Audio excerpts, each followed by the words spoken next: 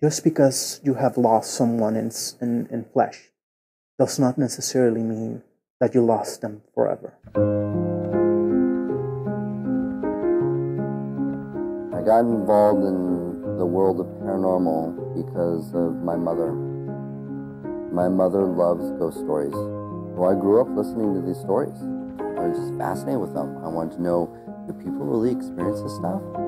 I can hear, I can see, and I can feel things that are not physical, particularly dead people. I hear them. My primary sense of way of sensing them is I hear them.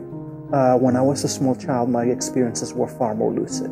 I have plenty of stories of when I got in trouble for not knowing the difference. Because back then I could see dead people as plain as I could see you. I'm looking for answers, that's for sure. I guess in the beginning, yeah, it was curiosity.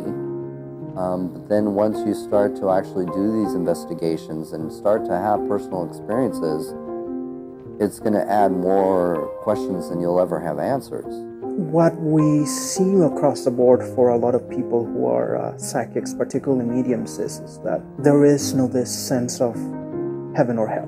Going to the other side is like going home to all your friends and loved ones and families. So people tend to be more frightened of them when there's no need to be. In most cases, when you're dealing with an actual haunting, a lot of times they're just trying to get your attention because maybe they want to communicate to you. You know, there's so many movies out there and television programs that are triggered to scare people.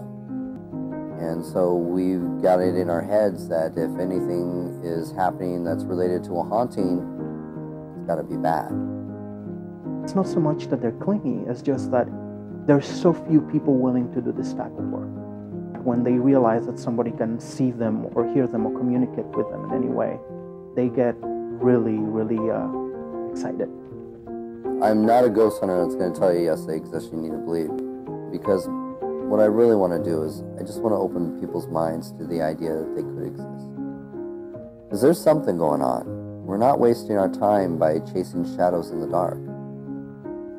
There is a sense of love that carries through the process of death. And that even applies to people we did not have a good relationship with in life. Many, many deceased people realize the mistakes they made and they wish to make amends. So when you have those moments that you're thinking that someone you love, that you lost might be around, it might not be you being crazy.